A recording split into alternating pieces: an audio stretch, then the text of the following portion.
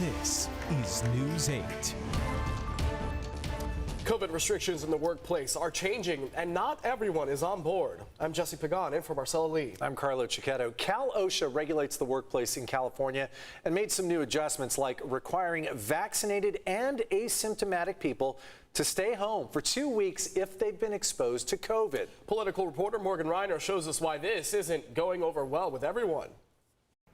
One of the big complaints I've heard from people today is that these new regulations take away the distinction between people who are vaccinated and those who are not. But on the flip side, I did talk to someone who said that now is not the time to forego safety protocols.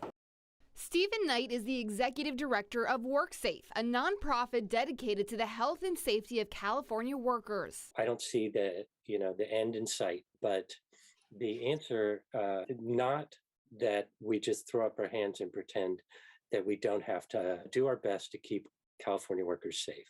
He's in favor of Cal-OSHA's new regulations. Even if you're vaccinated, if you've been exposed to COVID and cannot socially distance yourself at work, you will be sent home for 2 weeks. The idea that this pandemic does not affect people at work, that Cal-OSHA doesn't have the authority to protect people at work, is really problematic. Problematic is exactly what Robert Mutry would call the regulations. He's a policy advocate with the California Chamber of Commerce. I think the board's decision removes some of the incentive for employers to push vaccination on their workers, right? Because many employers early in the pandemic saw that there are benefits that they are allowed to keep operating differently if they push those vaccines. Employers must pay for COVID tests for vaccinated employees, even if they're asymptomatic, if they've been exposed. We're seeing more demand than ever for rapid tests, and we don't see directing them to vaccinated people being the best use of those scarce resources.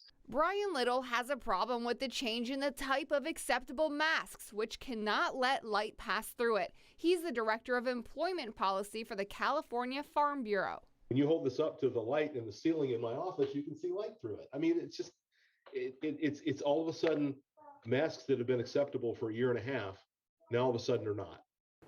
The new changes go into effect mid-January. Now, it's also important to note that the people I spoke to today who are against these changes do not deny the significance of COVID, but are rather saying these new regulations are going to put a strain on many industries that can't socially distance, like servers or the film industry.